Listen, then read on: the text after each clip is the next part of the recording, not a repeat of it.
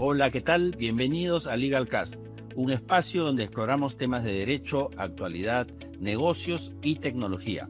Conversamos sobre lo que está pasando y lo que se viene, con una mirada práctica y cercana para entender cómo estos cambios impactan en nuestro día a día. El día de hoy vamos a conversar sobre un tema crucial para el presente y el futuro de la profesión legal, el impacto de la inteligencia artificial en el derecho. Y para eso tenemos el honor de contar con nuestro amigo Osvaldo Peláez.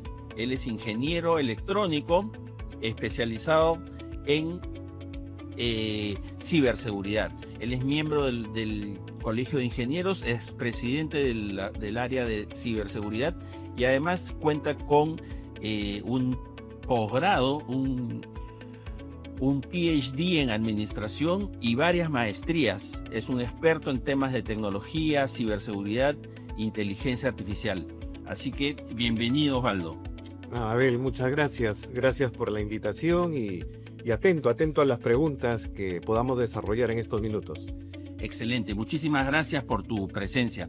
La inteligencia artificial ya no es una promesa, ya no es algo que viene, que se avecina, sino es algo que ya está impactándonos en el día a día, en la forma en que trabajamos, en cómo entendemos el mundo, cómo tomamos decisiones y lógicamente eso también está impactando en el trabajo de los abogados en el día a día y creo que en todas las profesiones, ¿no? El día de hoy me gustaría abordar contigo varios temas. Uno primero que me gustaría entender con mayor claridad qué es la inteligencia artificial, cómo funciona, pero también me interesa entender los usos que se le puede dar a la inteligencia artificial, qué uso se le está dando, ver de repente los riesgos que podría generar para los seres humanos, en particular para los abogados, que es lo que nos convoca el día de hoy. Y finalmente, también me gustaría ver desde tu punto de vista cómo debemos prepararnos y qué es lo que se viene para el futuro. Si te parece, empezamos con una visión conceptual para compartir con nuestros televidentes qué es la inteligencia artificial, cómo funciona esta tecnología. Para comenzar, yo diría, Abel, que la inteligencia artificial ya la hemos tenido ya hace varios años atrás, ¿no? Partamos del concepto, la inteligencia artificial lo que busca es imitar el comportamiento humano. Ese es el concepto reducido que le podríamos dar. Y para poder entenderlo, creo que podríamos enmarcar en tres conceptos para poder entenderlo en toda su dimensión. El primero de ellos es un concepto llamado Machine Learning, que siempre se menciona cada que uno habla sobre inteligencia artificial, se habla de Machine Learning. ¿Qué es el Machine Learning? Es el aprendizaje de máquinas.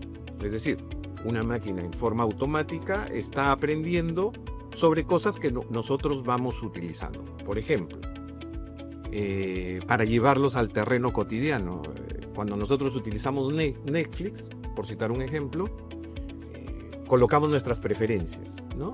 Y esto lo que busca son patrones. Estos patrones de nuestros comportamientos de cada uno de nosotros se van proyectando. Y es por eso que Netflix nos hace una proyección de qué sugerencia de película tú vas a necesitar o deseas ver, ¿no? Eso lo tenemos en Spotify, eso lo tenemos en Waze, en las diferentes aplicaciones que tenemos. Entonces, Machine Learning, otro concepto que se tiene son redes neuronales. Se habla mucho de redes neuronales. El concepto de IA es asemejarse al comportamiento humano. ¿Y cómo pensamos las personas, los humanos? A través del cerebro. Y en el cerebro tenemos las neuronas. Es por eso que hacen esa analogía de redes neuronales, que son nodos de equipos de Machine Learning que aprenden automáticamente y hacen un aprendizaje profundo. Segundo concepto. Y el tercero y último concepto, para reducirlo muy simplemente, es el lenguaje natural. El NPL, que en su traducción al español es lenguaje natural. El lenguaje natural nos ha permitido que la inteligencia artificial generativa utilice el lenguaje que nosotros utilizamos. Es decir, que pueda entender el lenguaje verbal y que no todo sea a través de comandos. Porque hasta antes del 2023 tú podías tener este tipo de información únicamente por comandos. Un ingeniero informático que programaba y te hacía un programa y te daba un resultado. Hoy en día, a través de la inteligencia artificial y utilizando el lenguaje común, en el idioma que sea, tú puedes tener resultados como los que tenemos, ¿no? En películas, en predicciones, patrones, que nos puede servir y es transversal para cualquier profesión, ¿no? Y específicamente acá, que vamos a entrar a los temas legales, posteriormente vamos a dar algunos ejemplos en los cuales se pueden utilizar.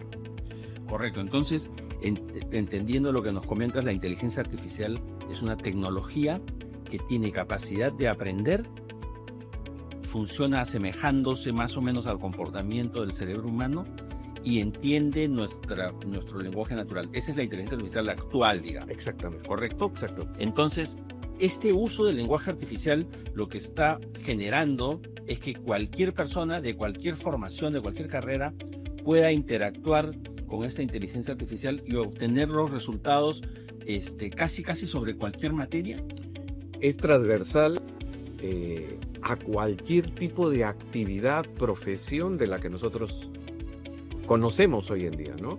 Y definitivamente el no estar actualizado, ¿no? Y este es un punto que es un tema de actualización y estar a la vanguardia de la tecnología, lo que hace es desfasarte productivamente sobre el área en la cual tú te desenvuelvas, ¿no? En este caso, en los temas legales, aquellos profesionales, aquellos abogados que hoy en día no se suman, se están desfasando. Y luego adaptarse a todo lo que se viene le va a ser mucho más difícil. Este es el momento, yo diría, en el cual deberían de reflexionar, deberían de sumarse y deberían interactuar. Comenzar a hacer uso de ella, ¿no? Aunque sea pasito a pasito. La idea es esto, Claro. o sea, Mira, cuando me hiciste la pregunta de la definición de inteligencia artificial, hay 3 niveles de inteligencia artificial. La que estamos viviendo hoy en día es la inteligencia artificial débil o estrecha, que se le llama, ¿no? En el cual trata de imitar el comportamiento humano, pero aún no lo supera por nuestra capacidad de razonamiento. No obstante, para muchos investigadores se dice que estamos en el umbral para pasar al siguiente nivel, que es la inteligencia artificial general, en la cual se dice que va a superar al comportamiento humano y va a hacer cosas que nosotros ya no hacemos, ¿no? Entonces, y la tercera etapa y la última es la superinteligencia artificial, donde solo se alimentan, solo están prediciendo cosas y esta es una etapa que al mediano, a largo plazo la vamos a tener. El día de hoy en un chat justo comentábamos sobre una charla que se dio hace poco sobre la posibilidad de que la inteligencia artificial reemplace al Congreso o reemplace al Estado y que la inteligencia artificial emita las normas sobre lo que va aprendiendo. Pasando al tema jurídico, la inteligencia artificial en este momento está en capacidad de, por ejemplo, empezar a dictar normas o empezar a dictar sentencias en casos. Como te comenté, estamos en el primer nivel de la inteligencia artificial. Hemos visto que ha avanzado mucho y hemos visto con la aparición de ChatGPT, por ejemplo, de OpenAI. A partir de OpenAI ha salido ChatGPT, ha salido Copilot, Gemini y otras series de inteligencias artificiales generativas, ¿no? ¿Cómo se alimentan estas inteligencias artificiales? Con lo que tú lo alimentes, con lo que lo alimente la persona, el que conoce. En este caso, para temas legales, un abogado tiene que alimentar a esa inteligencia artificial para que cuando tú hagas algún tipo de consulta, las respuestas sean coherentes, ¿no? Y siempre se va a necesitar el expertise y la experiencia para poder afinar esos, porque siempre nos va a botar información que necesita una revisión, ¿no? Pero ¿cómo lo alimentas? Y una vez que tienes las respuestas, lo analices y lo adecúes si va de acuerdo a la solicitud o a la pregunta que tú has realizado. Y esto es para cualquier carrera, profesión, ¿no? O labor que uno realice. Lo que sí nos va a ayudar es a ser más productivos, definitivamente. El utilizarlo hoy en día es aumentar tu productividad. No es desfasarte, sino aumentar tu productividad. Si tenías que resumir, por ejemplo, en un análisis corporativo de alguna demanda corporativa, qué sé yo, correos, documentos de 10 años de una empresa, de una organización, y que te podría haber demorado meses en analizarlo, esto lo puedes tener en horas o minutos, ¿no? Entonces, ¿qué hace? De que tu profesión a la que tú te dediques seas mucho más eficiente, ¿no? De ahí harás la depuración, harás los contrastes bajo tu expertise y tu experiencia. Justamente yo quería entrar a este punto que mencionas, ¿no? Nosotros como abogados ya venimos usando la inteligencia artificial de cierta forma mucho de repente para resúmenes de documentos o para hacer investigaciones o pedir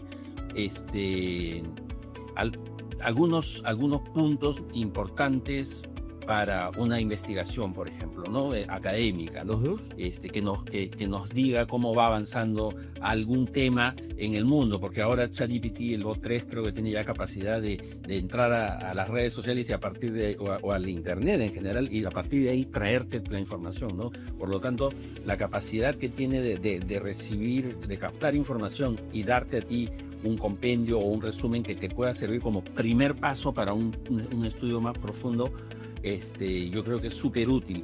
¿Qué otras cosas más puede hacer la inteligencia artificial? ¿Qué capacidades tiene hoy? Porque este uso que te digo es relativamente simple, ¿no? O sea, le doy un documento, me da un resumen o le digo casi como una búsqueda en internet, ¿no? ¿Qué está pasando en el mundo sobre este tema? Y me da un resumen con las citas de las noticias o de las páginas. ¿Qué otras cosas más podemos hacer? En realidad puedes hacer infinidad de cosas. Y ojo que lo que te voy a comentar no es el futuro, sino es el presente. Por ejemplo, Abel Reboredo, abogado, especialista en tecnología, ¿no?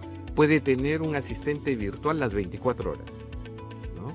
Un asistente virtual en el cual graba su voz o la puedes sacar tu voz de algún podcast que haya realizado y sobre eso lo alimentas y comienza a hacer respuestas básicas a las consultas que tus clientes quieran hacer.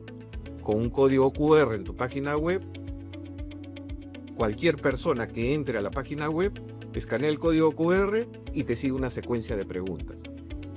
Y siendo tu voz la que contesta, hasta determinado punto donde ya saca una cita para Abel Reboredo. Por citar un ejemplo, ¿no? En el cual puedes inclusive personalizarlo más, crear un avatar de Abel, ¿no? En el cual van a ver a Abel respondiendo, ¿no? Con gesticulaciones, movimientos de mano, sincronización de los labios para la voz. Todo eso se puede hacer hoy en día. Con lo cual, un estudio de abogados pequeño podría competir con un estudio grande que, por decir, tenga un call center de 7x24 y con abogados destinados a contestar preguntas básicas. En este caso, tú lo puedes alimentar, la inteligencia artificial, con tu set o a la forma en que lo quieres alimentar y contestará esas preguntas básicas. En forma automática, en varios puntos a la vez, ¿no? De esa manera. Pero acá viene una recomendación, Abel, ¿no? El uso de la inteligencia artificial hay que tener mucho cuidado, como lo comentaste hace un instante. La inteligencia artificial es abierta, ¿no? En ChatGPT, por ejemplo, estamos en la versión 4.0. Efectivamente, tiene contacto con el Internet, hace las interfaces con el Internet. Y muchas de las personas que lo utilizan en forma free, libre, sin pago, ¿no? Lo cual conlleva un riesgo, porque si tú subes información confidencial de una empresa, de una organización o un contrato, eso está siendo público. Al subirlo tú a la versión libre, estás dando oportunidad de que todo el Internet tenga uso de esa información. O que ese documento sirva para alimentar la inteligencia artificial. Efectivamente. ¿No? ¿Y ahí qué podemos hacer? Por ejemplo, ese es un tema que a mí me interesa mucho porque es el tema, por ejemplo, de la seguridad de la información de mis clientes, ¿no? Los abogados manejamos mucha información crítica de nuestros clientes y tenemos que tener mucho cuidado. No solo, ya antes era solo en los discos duros, ¿no? Ahora tenemos que tener protección en las nubes pero ahora también tenemos que cuidar la inteligencia artificial. O sea, si es que yo voy a trabajar algún tema de un cliente con inteligencia artificial, debiera tener cuidado en no usar la versión gratuita, sino la de pago o de repente alguna privada solo para mí. ¿Existe ese modelo? Dentro de las que existen actualmente, todas te mencionan una opción de pago. Esas opciones de pago lo que hacen es que la información que tú, Abel Reboredo, contrata va a ser sola para Abel Reboredo, con la interacción al internet. O el estudio de abogados, ¿no?, que contrate va a estar informado solo para las personas que trabajen en el estudio de abogados. Entonces, eso es lo que te permite una versión paga. Y ahí sí hay que tener mucho cuidado, ¿no? Y te va a dar, la tranquilidad de que la información que tú estás subiendo interactúa para búsquedas de fuentes externas, pero la información privada queda en tu entorno y solo lo maneja tu entorno. Un ChatGPT privado. Privado, efectivamente. Claro, eso. Y esas son las opciones pagas. Perfecto, eso es súper útil, y para nuestros amigos oyentes y los invitados, tener en cuenta esto, muy importante, porque nuestra información es muy sensible, la información que nosotros trabajamos. Hemos hablado del uso de la inteligencia artificial para hacer revisión de documentos, ¿no? Para gestión del conocimiento, y otro uso que también se le puede dar en el mundo legal, digamos, es para la automatización de procesos, ¿no? Los RPAs.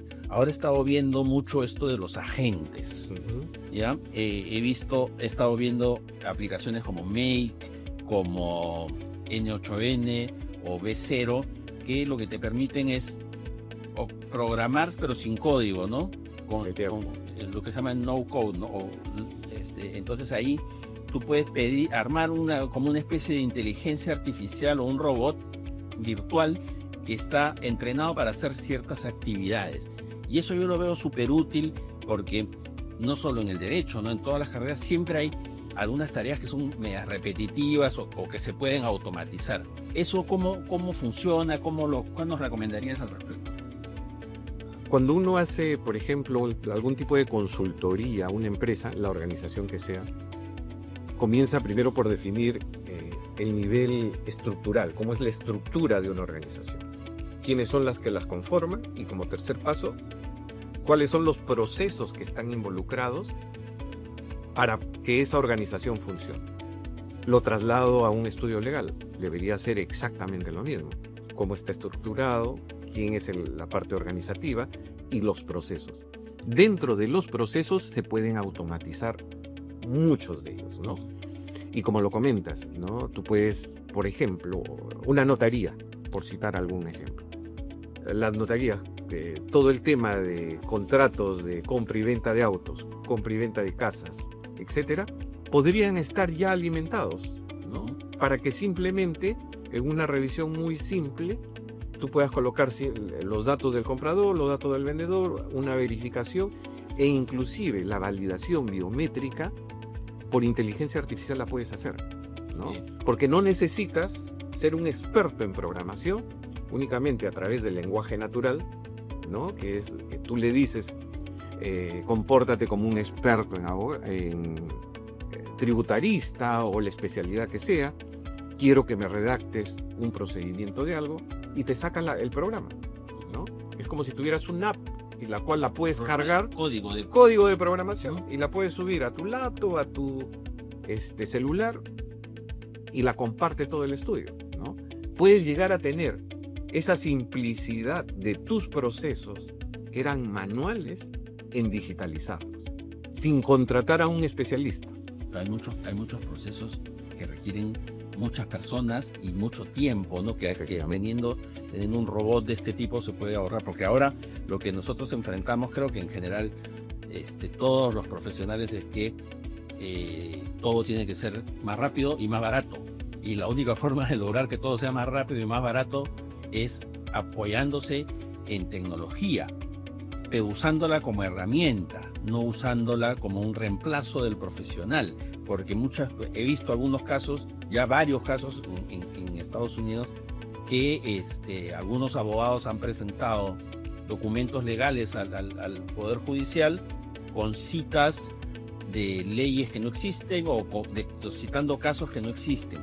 Y creo que eso tiene que ver con lo que tú decías, ¿no? Está bien que la inteligencia artificial te bote algún insumo para que tú puedas después trabajar sobre ese insumo, pero no puede reemplazarte, ¿no? Y en cualquier caso lo que tú dices es revisar bien lo que está en este documento, sobre todo si lo vas a presentar a una autoridad, ¿no? Entonces, ahí, ¿qué recomendaciones nos podrías dar en general respecto al uso de la inteligencia artificial y el control de la calidad o de lo que vota, del producto que vota la inteligencia artificial?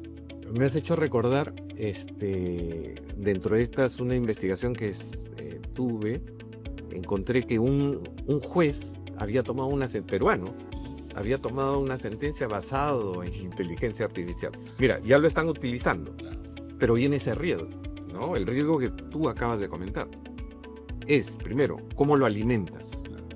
No utilizar la información gratuita, porque estás subiendo información confidencial de alguien. Todo su legajo de, qué sé yo, del tema penal que están investigando. Si lo subes a una versión gratuita, lo estás colocando libre al internet, ¿no? Y tercero, es la verificación.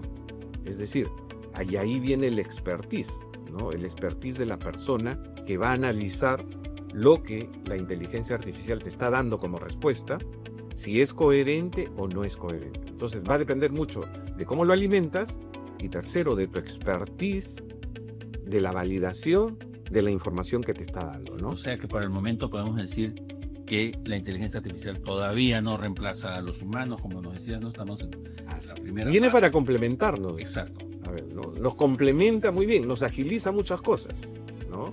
Pero necesita una validación. Claro, porque además no solamente tienes el riesgo de decir cosas que no son ciertas, ¿no? Sino que también ahí tienes temas como de derechos de autor, ¿no? Como piratería, como que estás plagiando algo que no es tuyo, ¿no?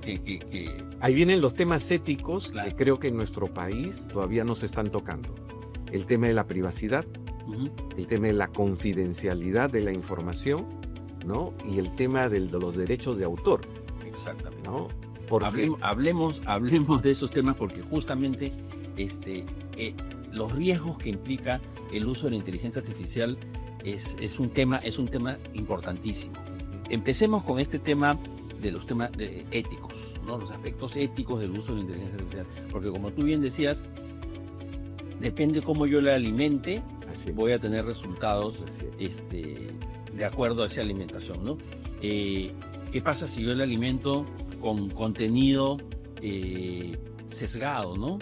Que pueda perjudicar a un grupo de personas o que malinterprete, por ejemplo, algún concepto, ¿no? Este tema del sesgo en la alimentación puede generar problemas, ¿no? Puede generar problemas. O sea, tú no puedes subir cualquier contenido del internet como base. Tú tienes que tener un material jurídico validado en el cual tú sepas que va a ser, qué sé yo, nuestro código civil vigente y no un código civil de hace, qué sé yo, unos 30, 40 años atrás, que es en el cual está haciendo la consulta, porque de lo contrario, la respuesta que te estaría dando es con un código vigente desfasado. Entonces, ¿cómo lo alimentas? De acuerdo a ello vas a tener tú el resultado esperado, ¿no? Y me viene la reflexión también sobre estos riesgos, ¿no? Con todo lo que estamos viviendo, porque la inteligencia artificial y todas las tecnologías emergentes con las cuales estamos conviviendo, no solamente se enmarca en la inteligencia artificial. Vemos de que en Europa, en Estados Unidos, por ejemplo, los coches autónomos funcionan. Sí. ¿No? Tú tomas tu taxi y viene el auto y te recoge. Pero ¿qué pasa si ese auto tiene un accidente? ¿Quién es el responsable? El responsable es el dueño del auto, la empresa, ¿no? O la persona que tomó el taxi. O el que hizo el código, o Tesla, suponiendo que sea un carro de Tesla, ¿no? Esos marcos jurídicos creo que no están. Y creo que es una oportunidad para todos los que estudian Derecho este marco en el cual muchas de estas tendencias se van a venir muy pronto y las estamos viendo, ¿no? En las cuales recién en Europa se están dando precisiones, se están analizando para ver los temas legales específicos a todas estas tecnologías emergentes. Y si te das cuenta, más o menos lo que va quedando claro es que el humano no puede estar alejado ni de la alimentación de la inteligencia artificial ni del producto, ¿no? Porque en ambos espacios es súper importante hacer control de calidad. Efectivamente. Y los abogados, por lo tanto, en nuestro día a día, en el uso que hagamos de la inteligencia artificial, tenemos que ser muy cuidadosos en el insumo, en el alimento, y muy cuidadosos en el producto, porque eso nos puede generar problemas éticos, problemas de sesgo, y podemos inclusive estar hasta cometiendo unas faltas más graves, ¿no? Y no solamente eso, ¿no? Como digo, estar actualizados en las tecnologías emergentes, en todas las tecnologías emergentes. Hemos estado hablando de la inteligencia artificial, hemos hablado de los carros autónomos, pero te saco otra, ¿no? Otro tema de tendencia como tecnología emergente, que es todo el tema de la aceleración que está habiendo en el tema médico, ¿no? Por ejemplo, los nanobots, ¿no? La nanotecnología que está siendo utilizada ya en pruebas en las cuales te pueden colocar un nanobot en las venas para que haga limpieza de arterias, por citar un ejemplo, ¿no? Otro para detectar células cancerígenas en su estado inicial. Pero ¿qué pasa si ese nanobot causa una muerte? ¿Cómo legalmente protegemos o a quién demandamos? ¿Quién demanda a quién? ¿Y bajo qué protocolo? ¿Y bajo qué sesgo? Etcétera, etcétera. Entonces, todo lo que estamos viendo, realmente las tecnologías emergentes que se dan por uno u otro lado, los abogados, específicamente citándonos los abogados, tenemos que estar al tanto, ¿no? Porque esos temas se vienen, ¿no? En nuestro país, digo yo, porque en Europa se están viviendo, ¿no? Y bueno, ya saltando un poquito el tema de la biotecnología, tienes temas como este chip del Neuralink, de Elon Musk, ¿no? Que te conecta directamente a la computadora y que la interfase va a ser tu cerebro. Con el cual tienes movimiento, claro, etcétera, ¿no? He estado viendo también el uso de neuronas de animales para almacenar información. O sea, están explorándose la posibilidad de que los futuros discos duros o las futuras computadoras estén formadas por neuronas biológicas, ¿no? Y esto también tiene retos éticos, ¿no? Que hay que enfrentar. Hay que enfrentar. Y ahí está el tema legal. Claro. Porque tienes que estar preparado para esto. Y yo pienso que, y creo que hace un tiempo te hice la consulta. A ver, estos temas tecnológicos están en una malla curricular, por ejemplo, en pregrado, ¿no? Porque los chicos, los universitarios, tienen que estar preparados para ello. Acá están felizmente, está en pregrado y en posgrado. Excelente. Temas de tecnología, de biotecnología no he visto, pero creo que sí. Volviendo al tema de la inteligencia artificial, el tema de la privacidad también me preocupa, ¿no? Porque y eso tiene que ver con la alimentación, ¿no? Porque si yo le alimento información que de repente repercute o corresponde a una persona, esa información va a estar en la nube, va a alimentar a la inteligencia artificial, ¿no? Pero por otro lado, nuevamente, no es el tema del alimento y el producto, ¿no? O sea, si yo alimento información personal, corro el riesgo de que la información personal sea pública, ¿no? Pero también puedo utilizar yo la inteligencia artificial para hacer un screening o un escaneo de personas, porque como ahora se conecta a internet, yo le puedo decir, hazme un perfil de Abel, ¿no? Busca todo lo que haya en internet y ármame un perfil. Ahí estoy recolectando información de repente privada, porque ya uno ya ni sabe lo que está en internet, ¿no? Y terminamos teniendo un file, un archivo con toda la información privada de una persona. Eso ¿cómo crees tú que deba enfrentarse? Acá hay unos retos, ¿no? Y acá me refiero a estos retos, primero lo voy a enfocar desde el punto de vista de ciberseguridad, ¿no? Hoy día se da el tema del deepfake. Sí. ¿Qué cosa es el deepfake? Toman una imagen tuya y sobre esa imagen, por otro lado, como tienen podcasts y videos tuyos en internet, clonan tu voz, tienen tu imagen, tienen la voz y pueden enviar mensajes que tú no lo das, ¿no? Hemos visto mensajes que salen de, qué sé yo, artistas, políticos, dando mensajes que no son ellos, ¿no? ¿De qué manera se pueden proteger? ¿De qué manera el internet puede bloquear ello, ¿no? Se dice que el internet es neutral, ¿no?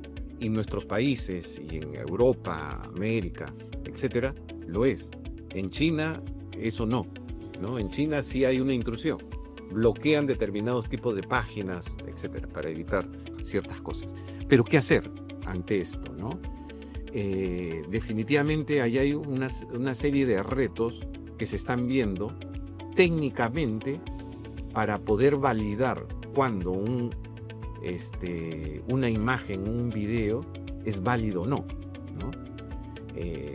Y eso se está trabajando, ¿no? Se está trabajando en ello. A través de Europa están viendo la validez del contraste de una imagen real con una falsa. Mientras tanto... Detector de deepfake. Un detector de deepfake. Mientras tanto, ¿cuál es la recomendación para el público en general? Siempre que uno vea un mensaje de este tipo, porque esto va a venir y se va a clonar, así como nos hacen unas llamadas para chantajear, o para decir por mensaje de WhatsApp, soy fulano de tal, préstame dinero, etcétera. Ahora te van a poder enviar una imagen, un video de tu papá, de tu hermano, de tu esposa, solicitando dinero. Entonces, dos mensajes clave para ello, ¿no? Para protección. Primero, si hay un desfasaje de ojos, boca o sincronización, desconfiar de ello, primero. Y segundo, es que en la familia se debe tener una palabra clave. El protocolo, claro. Una palabra clave en el cual, si estoy solicitando dinero, en algún momento pedir el nombre de la mascota o algo para poder validar. Porque la conversación va a ser fluida y vas a ver y vas a escuchar la voz de la persona que tú conoces. Entonces, eso ya se está dando. Y ese tipo de estafas se van a venir acá. En un banco chino, un banco de Hong Kong, fue estafado con aproximadamente $100 millones. Y colocaron a sus supuestos jefes deepfakes, ¿no? Solicitando y dando las autorizaciones. Entonces, eso se va a venir en menor escala. Y acá en nuestro país lo vamos a tener. Y de qué manera nos protegemos legalmente es una gran tarea en el cual es... Felizmente, perdóname que te interrumpa, felizmente se acaba de modificar la ley de delitos informáticos para aumentar las penas en algunos delitos cuando se usa inteligencia artificial para engañar. Pero yo creo que lo que tú dices va mucho más allá, ¿no? Porque nosotros como ciudadanos o nosotros como profesionales tenemos que asegurarnos de con quién estamos hablando, ¿no? O quién nos está dando alguna instrucción o qué información nos está dando, porque independientemente de que la ley la hayan puesto un poco más estricta, nosotros tenemos que tener cuidado en nuestras interacciones. Nuevamente es el tema de controlar la inteligencia artificial, estar atentos, entender cómo funciona, saber cómo está avanzando la tecnología, saber qué cosas están sucediendo en el mundo para estar preparados, ¿no? Para lo que viene. Efectivamente, ¿no? Y es estar actualizado. Y la tecnología viene para eso, para ayudarnos, para ser más eficientes, más eficaces, y en este caso, en los temas legales, va a ser una ayuda enorme, ¿no? Te puede simplificar documentación, te puede ayudar a hacer pronósticos de acuerdo a un juez, por decir, o a un determinado caso, alimentarlo y ver cuáles son las posibles aristas con las cuales tú puedes atacar un determinado proceso legal. Pero tú sabes que en Francia sacaron una aplicación de inteligencia artificial que lo que hacía era hacerte justamente predicciones de cómo podía sentenciar un juez o un cuerpo de jueces para que tú lo tengas en cuenta al momento de preparar tu estrategia, ¿no? Entonces, para que esté preparado, justo claro, para eso. Tú entrabas, ¿no? Y decías, ya, este caso de tal tema lo va a ver tal juez. Y la inteligencia artificial había revisado toda la historia de las sentencias de este juez y sabía cómo pensaba. y le decía, mira, en este caso el juez va a votar a favor, va a votar en contra, porque en casos ABC, que pasó tal cosa, él votó así. Entonces, tú sabiendo ya cómo piensa el juez, sabiendo qué puntos son los que para él son neurálgicos, tú preparas tu estrategia para asegurarte de que el juez vote a favor tuyo. Y ahí tomas un punto interesante, ¿no? De cómo o sea, cuando tú ya tienes alimentada la inteligencia artificial, otro de los puntos interesantes, y creo que es el más crucial, es cómo le haces la pregunta. El 90%, creo yo, de la población utiliza la inteligencia artificial como si fuera un Google, un buscador. Entonces, el arte de esto es el prompt, como lo acabas de mencionar, ¿no? Cómo tú colocas el prompt. De acuerdo al prompt que tú coloques, vas a tener una información muy rica. Por citar algún ejemplo, yo puedo entrar a cualquiera de estas inteligencias artificiales generativas, de las que tenemos, ¿no? Y le puedo decir, dame una dieta.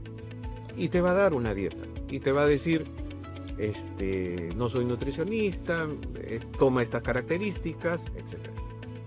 Tú puedes colocar un prompt, compórtate como un nutricionista, quiero que me des una dieta balanceada, de lunes a viernes, mi objetivo es perder peso y quiero que me lo presentes en un formato tabular. Y te doy mis últimos exámenes médicos para que tengas en cuenta. Pero espérate, cómo estoy. Ese es el segundo prompt y vas a tener un determinado esquema de cómo te presentas de lunes a viernes, que debes de tomar desayuno, almuerzo, cena y snacks.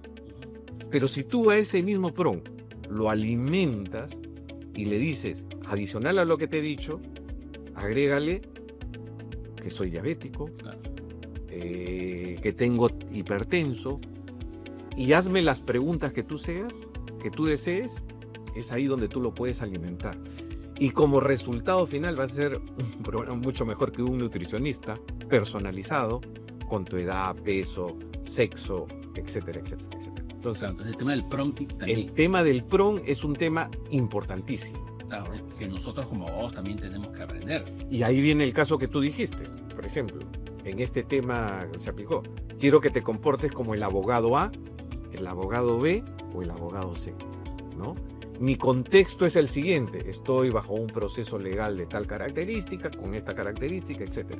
Quiero que me dé las posibles respuestas que me podría dar estas personas con las cuales voy a tener la interacción. Bríndame las 10 posibles preguntas, interactuemos. Eso es lo rico de un prompt, ¿no?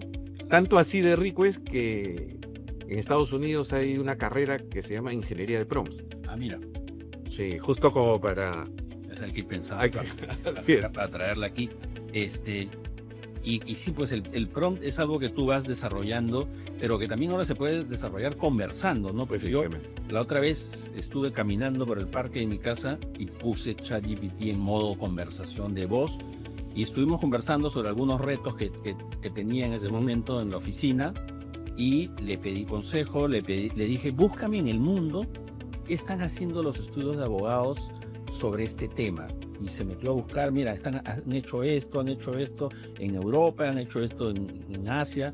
Y le dije, ya, me interesa mucho profundizar más esto, dame más información. Como que vas conversando y vas mejorando. vas así es. mejorando, ¿no? El Efectivamente. prompt, hasta que al final tú tienes una respuesta que te sirve mucho más, ¿no? que la básica. Y aquí, regresando al tema de la privacidad, que es un tema que a mí me interesa muchísimo, tenemos no solamente el tema de que nosotros podemos estar entregando información personal a la inteligencia artificial, sino que la inteligencia artificial también puede ir capturando información nuestra de nuestras interacciones, o sea, puede entender cómo somos, ¿no? O sea, cuando uno usa mucho la inteligencia artificial y le pregunta de nuestras interacciones, descríbeme quién crees que soy de acuerdo a las interacciones, te saca un perfil así interesante, vamos a decir, por no decir exacto, porque ya te conoce, ¿no? Ha estado hablando contigo y sin querer le vamos dando información personal.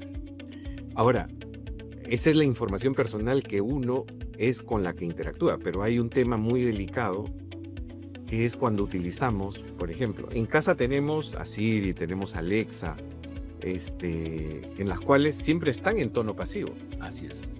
¿no? Es más, nuestros móviles están en tonos pasivos Con el micrófono escuchando. y están escuchando. Por ejemplo, terminado nuestro podcast del día de hoy, muy seguro que te va a salir algo de inteligencia artificial cuando tú entres a un navegador. Ujú. ¿Por qué?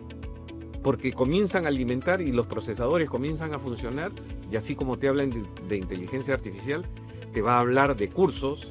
¿Por qué? Porque están vendiéndote algo. Y eso, por un lado, nos llama la atención, pero por el otro lado es el manejo de la información y qué privacidad son las que nosotros tenemos, ¿no? ¿Qué políticas se les van a colocar a estos grandes over the tops? A un Google, a un Amazon, a todos ellos que nos están invadiendo con la tecnología, ¿no? Para que la información que yo estoy generando se quede en mí y que no sea compartida. Porque muchos de ellos lo que hacen es vender la información. Y la venden porque es su negocio. Su negocio es vender, ¿no?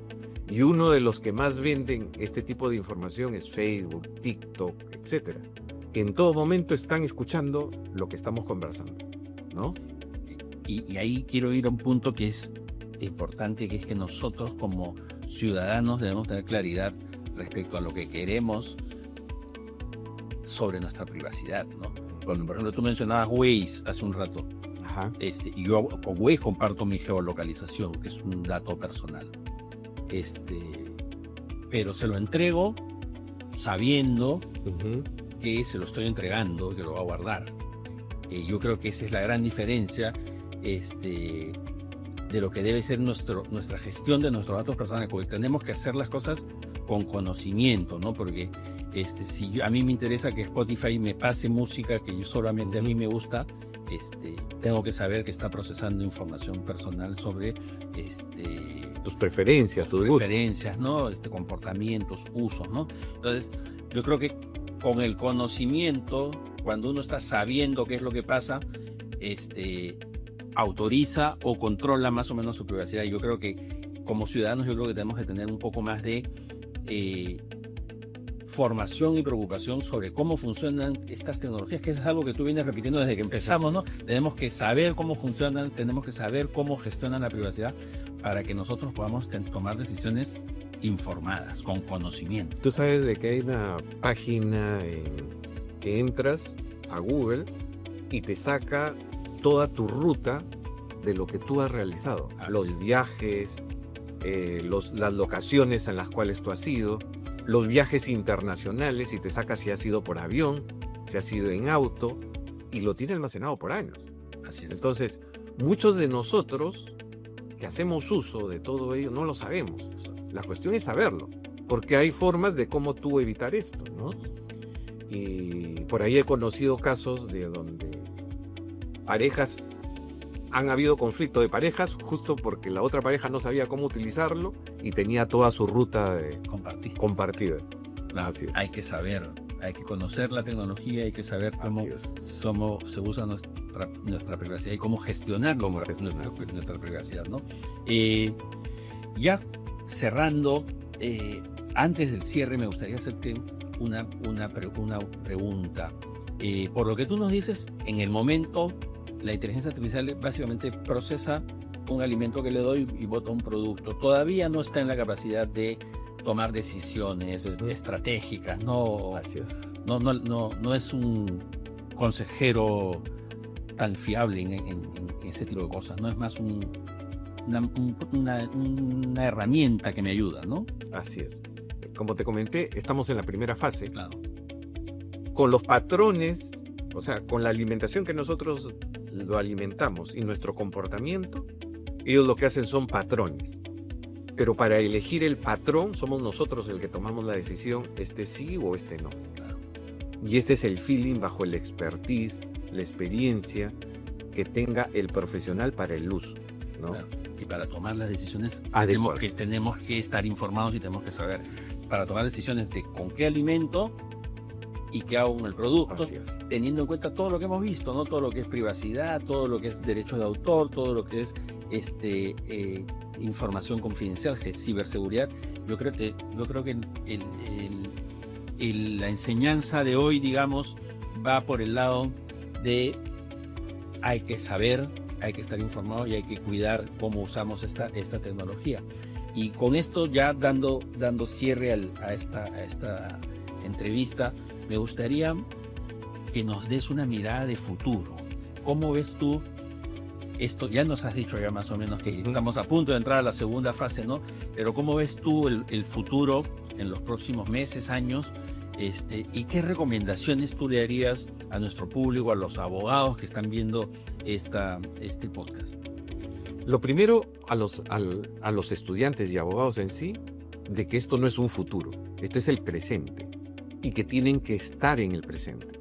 Y el estar en el presente les va a generar oportunidades y diferenciación al mercado, a su competencia, a otro estudio de abogados. Para los que ejercen la profesión de derecho, los va a hacer mucho más productivos, ¿no? Mucho más eficientes. Lo que se demorarían horas lo van a poder hacer en minutos, ¿no? Y tomando diferentes características y riesgos. ¿Qué es lo que yo veo en un tiempo muy corto, de que cuando tú vayas a un estudio de abogados, tengas muy probablemente a un robot, porque ya los están vendiendo, ya los están haciendo los robots, en las cuales las primeras fases los pases con él y te haga un filtro, para que luego a través de una persona, un abogado, con un seniority, pase a una segunda fase para entrar en más profundidad de acuerdo a la especialidad o a lo que desee realizar, ¿no? Entonces, hay que estar preparados, hay que estar actualizados. La tecnología ahora no solamente son de los ingenieros, la tecnología es transversal a todas las carreras y hay una oportunidad enorme, pienso yo, para los temas legales. Porque hay mucho de lo que hemos hablado que aún no está normado, no está legislado. Entonces hay un nicho para aquellos que quieren profundizar en temas legales con tecnología. Y es la oportunidad. Genial. Muchísimas gracias, Osvaldo, por estar aquí con nosotros. Gracias a todos ustedes también por acompañarnos. Los invito a suscribirse y seguir los próximos episodios de Legal Cast de Sun Business Law.